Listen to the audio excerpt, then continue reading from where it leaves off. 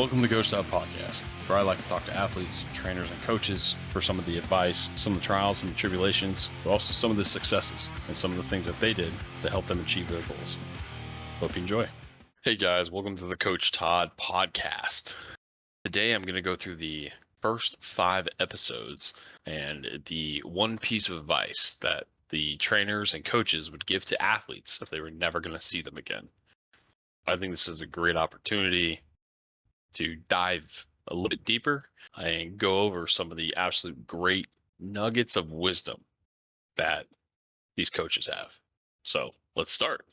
We're going to go start with episode number 1, which was Donovan Hatton.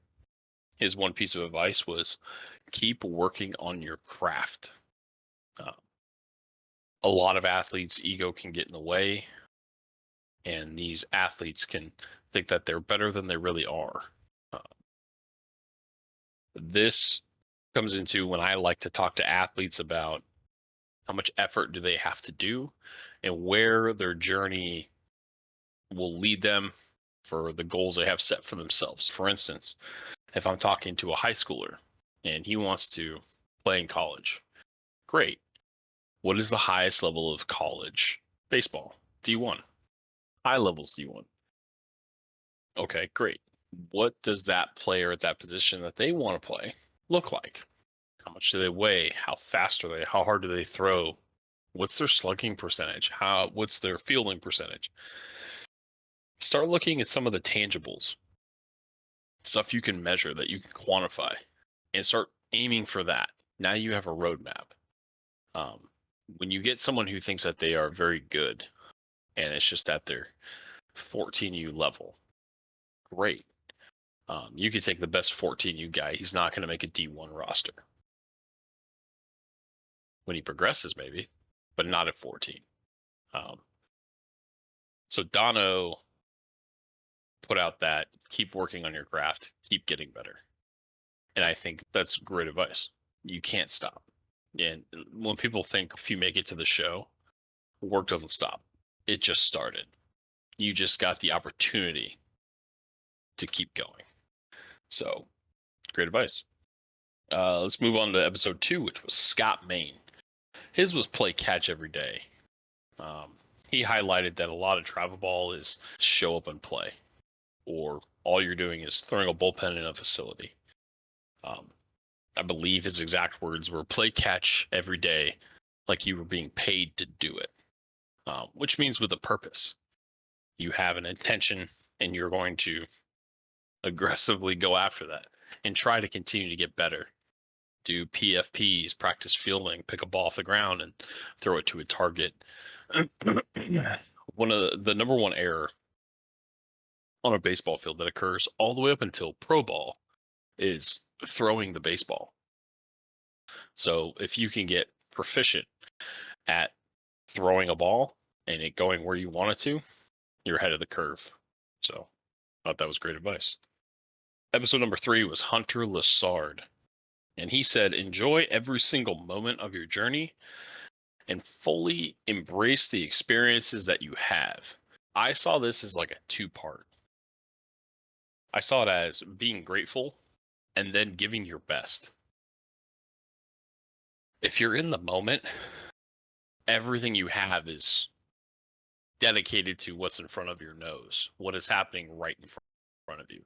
I think a lot of guys, if you're on the ball field and you're thinking about what's happening at home or what's happening in the classroom or the homework that you have, you're never going to be 100% there.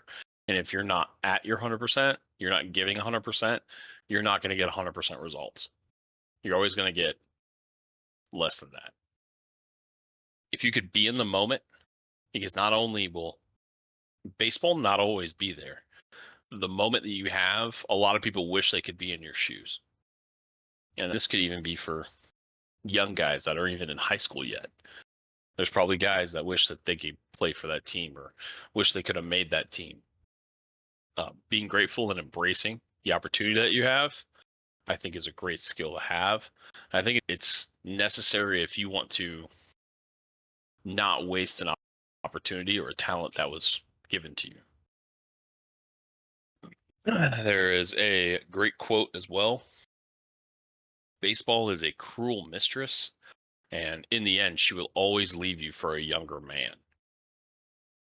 So while you have the opportunity, give baseball the credit that it deserves, the attention that it deserves, and go at it 100%.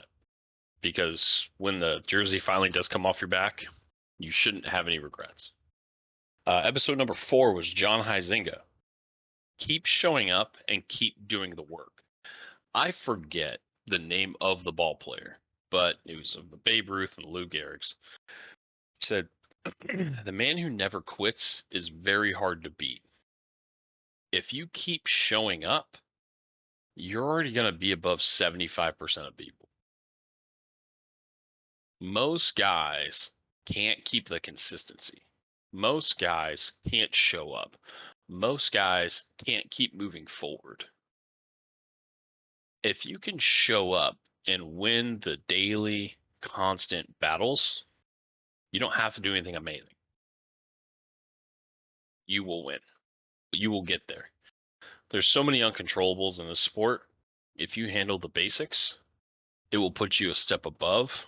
It will put you above most of the guys on your team because it's just hard to be consistent. As well as that is where the gains are made as far as talent and progress goes. If you do the basic stuff right, the advanced stuff happens.